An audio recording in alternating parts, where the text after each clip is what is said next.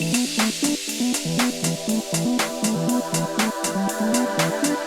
won't ask what alumni enthusiasm does for your sleep schedule, but as we move to Q&A, there's a few questions, but for time's sake, we're going to just do one right now, which is that someone wrote, I imagine that admissions at such a competitive public university is quite complicated.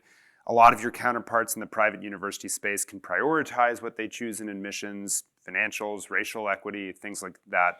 But you also have to consider whether you are serving Michigan's best interests. How do you balance that, especially given the revenue disparity potential with out-of-state students versus in-state? Well, we are discussing this actively. Several aspects of your question. It's multifaceted what you ask. You're right. I mean, 1 in 5 is just the general selectivity. If you look at, for example, musical theater or robotics, it could be up as low as 3% of the students are accepted. So there are students that I know who have applied to Ivy League schools in Michigan, gotten into Ivy League schools and not in Michigan. Right.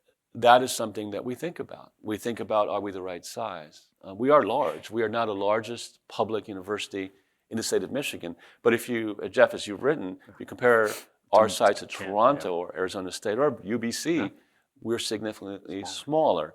And so I've asked just a fundamental question to our deans, do you want to grow? And the answer from most of them is yes, but only if we can provide a quality of educational student experience that they deserve. So we're not just growing, and we're not going to grow for the sake of growing, but Jeff, you're right, there is something that we need to think about seriously about, do we make the Michigan educational experience, the total experience, available to more people?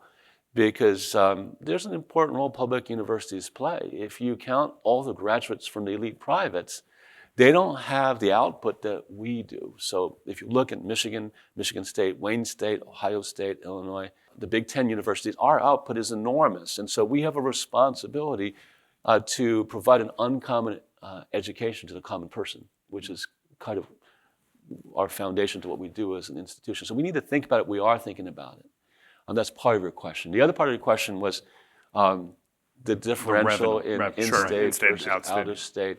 I actually think if you think about how we were founded, we're not really a land grant. The proportion of students here that are out-of-state is higher than at many other public universities. I actually think it's pretty healthy where it is. I wouldn't want it to change much more. I do worry about, to part of your question, whether we should grow so that more qualified Michigan students can come. But I actually think there is something that's positive to bringing the different kinds of people, students, personalities, perspectives from across America together in one campus. And so if you think about 36,000 undergrads, I think it's enriching for someone to be in a classroom, a laboratory, in a residence hall with people not only from Michigan, but people from the coasts. And it's actually good for the country, actually, as well. So we have to look at the right number, but I think that the mix is kind of magical.